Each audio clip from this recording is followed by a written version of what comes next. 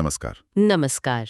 ज्योतिष की दुनिया में एक सवाल है जो शायद हर किसी के मन में आता है। मेरी कुंडली में तो राजयोग लिखा है, गज केसरी योग है, फिर मेरी जिंदगी में वैसा कुछ क्यों नहीं हो रहा?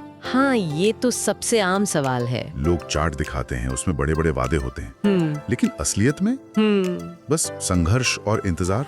बिल्कुल। तो ज्योतिष की किताबों में लिखी संभावनाओं और असल जिंदगी की हकीकत के बीच ये खाई क्यों है? आखिर वो कौन सी चाबी है जो इन वादों को हकीकत में बदलती है, या फिर उन्हें सिर्फ कागज पर ही छोड़ देती है? हाँ, आज हम इसी पहेली की सबसे जरूरी लेकिन शायद सबसे नजरअंदाज की गई कड़ी को समझने जा रहे हैं।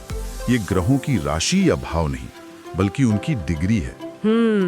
आज हमारे पास जो स्रोत हैं, वो इसी एक छोटे से नंबर के पीछे छिपे गहरे राज को खोलते हैं। तो चलिए इस गुत्थी को सुलझाते हैं। बिल्कुल। आज की हमारी पड़ताल का मकसद ही यही समझना है कि ज्योतिष में डिग्री सिर्फ एक नंबर क्यों नहीं है। अच्छा। हाँ, ये कुंडली का असली, आप कह सकती हैं, पावर मीटर है। हम दिए गए स्रोतों के आधार पर ये देखेंगे कि कैसे एक ग्रह की डिग्री ये तय करती है कि वो अपना वादा निभाएगा या तोड़ेगा। मतलब वो ताकतवर है या कमजोर। हाँ, और सबसे जरूरी, वो जिंदगी में नतीजे कब और कैसे देगा। तो चलिए शुरू से शुरू करते हैं। ये डिग्री का कॉन्सेप्ट है क्या? ज्यादातर लोग तो बस ये जानते हैं कि उनका शनि मकर में है या गुरु मीन में। क्या ये जानना काफी नहीं है? यहीं पर असल खेल शुरू होता है। सोचिए, हर राशि एक 30 किलोमीटर लंबा रास्ता है। ठीक है।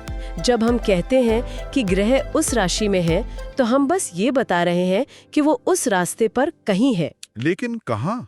रास्ते की शुरुआत में, बीच में या अंत में? यही उसकी डिग्री बताती है। बिल्कुल। स्रोत में एक बहुत अच्छी मिसाल दी गई है। एक ही क्लास में पढ़ने वाले दो छात्र, दोनों की क्लास तो एक ही है, लेकिन एक के 95% नंबर आते हैं और दूसरे के सिर्फ 35%।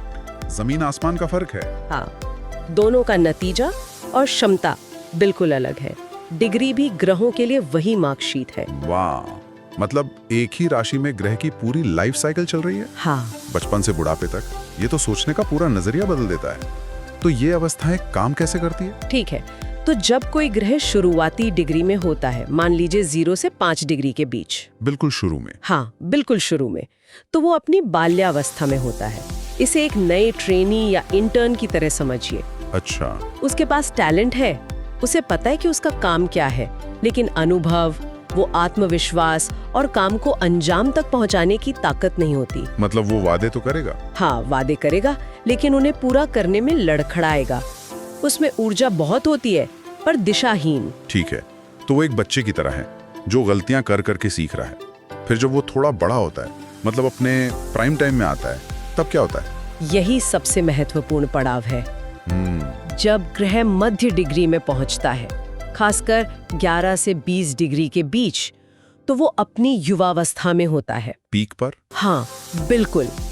ये वो सीईओ है जो अपनी कंपनी को ऊंचाइयों पर ले जा रहा है।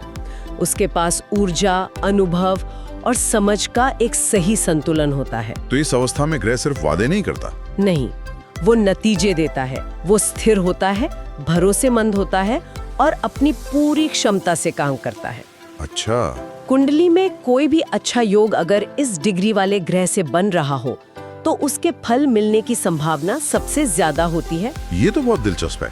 तो अगर 11-20 डिग्री प्राइम टाइम है, तो इसका मतलब ये भी हुआ कि उसके बाद ग्रह का एक तरह से रिटायरमेंट फेज भी शुरू होता होगा। बिल्कुल। क्या वो कमजोर हो जाता है या सिर्फ अपना काम करने का तरीका बदल देता है? ये बहुत अच्छा सवाल है। वो कमजोर नहीं होता, बल्कि उसका स्वभाव बदल जाता है। अच्छा। जब ग्रह उच्च डिग्री में, मान लीजिए 25 से 30 डिग्री के बीच होता है, तो वो वृद्धावस्था में होता है और ऊर्जा वो नहीं होती। तो वो स्थिरता देता है, ज्ञान देता है। हाँ, लेकिन जबरदस्त ग्रोथ या भौतिक सफलता नहीं देता। वो एक सलाहकार की तरह होता है जो सलाह दे सकता है, लेकिन खुद मैदान में उतरकर नहीं लड़ता। और बिल्कुल अंत में, जब वो राशि छोड़ने ही वाला, वो सबसे अजीब स्थिति है। क्यों? 29 से 30 डिग्री के बीच ग्रह बेचैन, अधीर और अस्थिर हो जाता है। उसे पता है कि उसे ये घर छोड़कर अगले घर में जाना है। इस वजह से वो अपने मौजूदा काम पर ध्यान नहीं लगा पाता। यही कारण है कि कुंडली में सब कुछ अच्छा होते हुए भी अगर योग बनाने वाला ग्रह 29 डिग्री पर बैठा हो, हाँ, तो जिंदगी में एक अजीब सी बेचैनी, असंतोष और अस्थिरता बनी रहती है। अच्छा, तो उन ग्रहों का क्या होता है जो किसी राशि के बिल्कुल शुरू में मतलब 0-1 डिग्री पर या बिल्कुल अंत में 29-30 डिग्री पर होते हैं? ये तो बड़ी अजीब स्थिति लगती है, जैसे वो एक दरवाजे पर खड़े हों। आपने बिल्कुल सही पकड़ा। इसे ज्योतिष में संधि कहते हैं। संधि? हाँ, और ये एक बेहद नाजुक स्थिति है। संधि का मतलब है जोड़। ग्रह ना तो पूरी तरह पिछली राशि से बाहर निकला है और ना ही अगली राशि में पूरी तरह दाखिल हुआ है। तो वो दो नावों पर पैर रखकर खड़ा है। बिल्कुल, उसके पास दो अलग अलग राशियों की ऊर्जा तो है, लेकिन किसी एक पर भी उसका पूरा कंट्रोल नहीं है। मतलब ये वो आइडेंटिटी क्राइसिस वाली स्थिति है? हाँ, एक तरह से। जहाँ इंसान को समझ ही नहीं आता कि उसे असल में क्या चाहिए। ये तो बहुत से लोगों की कहानी लगती है। एकदम। ऐसे ग्रह व्यक्ति की जिंदगी में भ्रम, दुविधा और निर्णय न ले पाने की स्थिति पैदा करते हैं। व्यक्ति चाहता कुछ है, प्लानिंग किसी और चीज की करता है और आखिर में करता कुछ तीसरा ही है। एक अंदरूनी कश्मकश हमेशा बनी रहती है। कोई उदाहरण है इसका? हाँ, मुझे याद है एक स्रोत में एक केस था जहाँ एक व्यक्ति का शनि 29 डिग्री पर था। वो हमेशा अपनी नौकरी बदलना चाहता था। उसे अपनी मौजूदा नौकरी से नफरत थी, लेकिन बदल नहीं पा रहा था। हाँ, वो कभी आखिरी कदम उठाने की हिम्मत ही नहीं जुटा पाया। हमेशा एक अजीब सी बेचैनी और अनिर्णय की स्थिति में फंसा रहा। ये संधि का क्लासिक असर था। एक मिनट, इसका मतलब ये हुआ कि जन्म कुंडली में जो दिख रहा है वो सिर्फ आधा सच हो सकता है? हो सकता है, बिल्कुल। मैंने डिविजनल चार्ट जैसे नवमांश के बारे में सुना है। क्या डिग्री का असर वहाँ भी पड़ता है? अब आप इस विश्लेषण की सबसे गहरी परत तक पहुँच रहे हैं।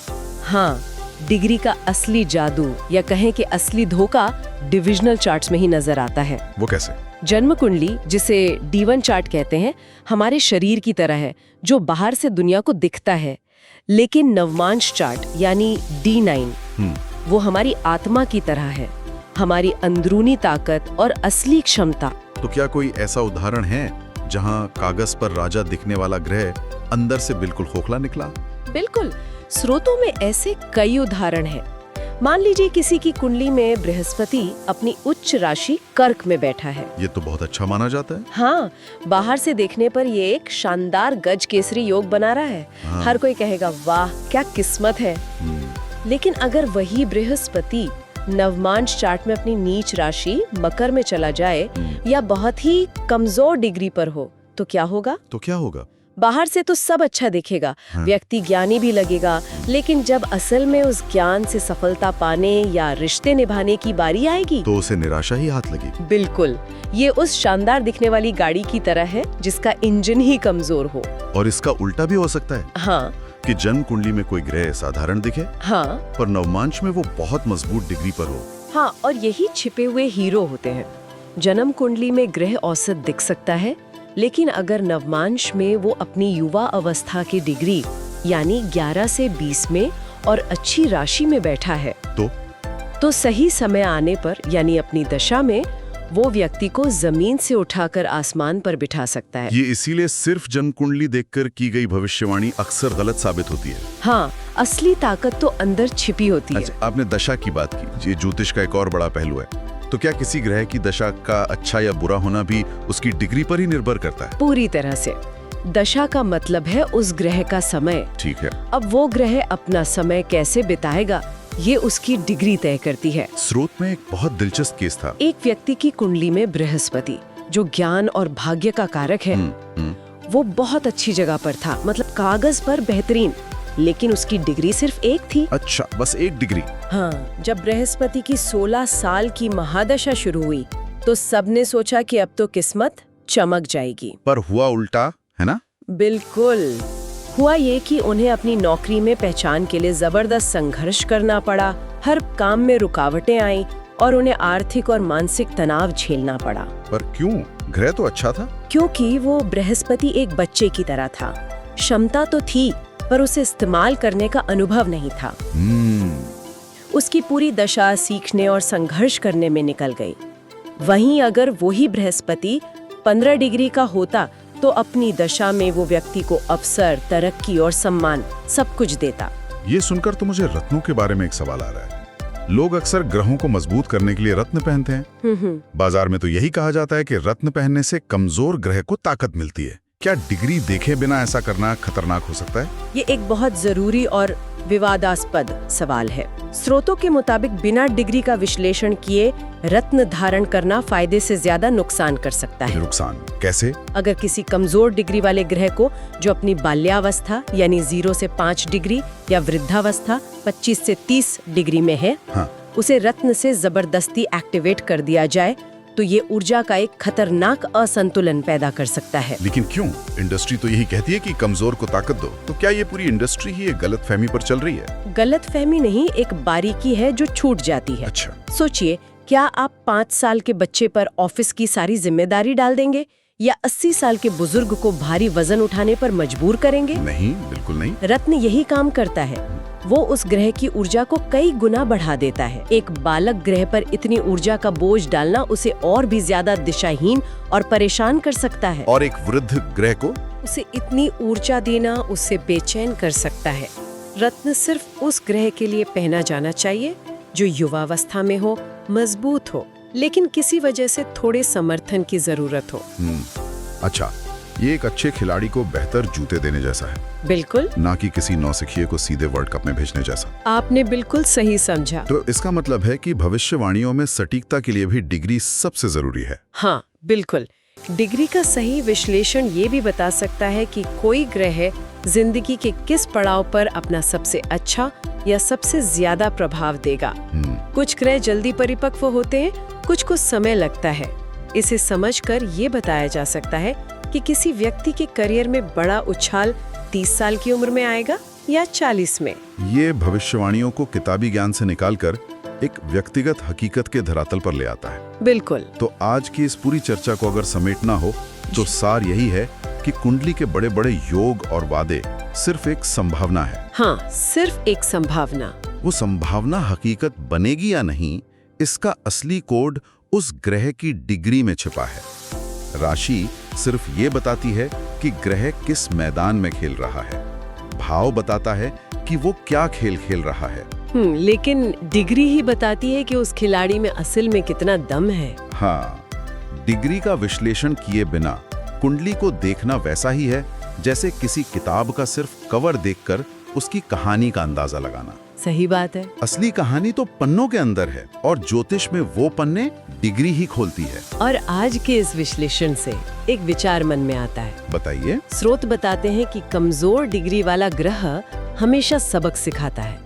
तो अगली बार जब जिंदगी में कोई मुश्किल दौर आए या कोई काम बनते बनते बिगड़ जाए, तो मेरे साथ ही ऐसा क्यों हो रहा है, ये पूछने के बजाय शायद ये सोचना ज्यादा उपयोगी हो कि मेरी कुंडली का कौन सा ग्रह अभी मुझे कुछ सिखाने की कोशिश कर रहा है। अच्छा, क्या वो एक बच्चा ग्रह है जो मुझसे गलतियां करवाकर अनुभव दिला रहा है, या एक बुजुर्ग ग्रह है जो मुझे शांत रहकर इंतजार करने का सबक दे रहा है। इस सवाल में शायद जवाब छिपा हो। बहुत खूब। आज के लिए बस इतना ही। नमस्कार। नमस्कार।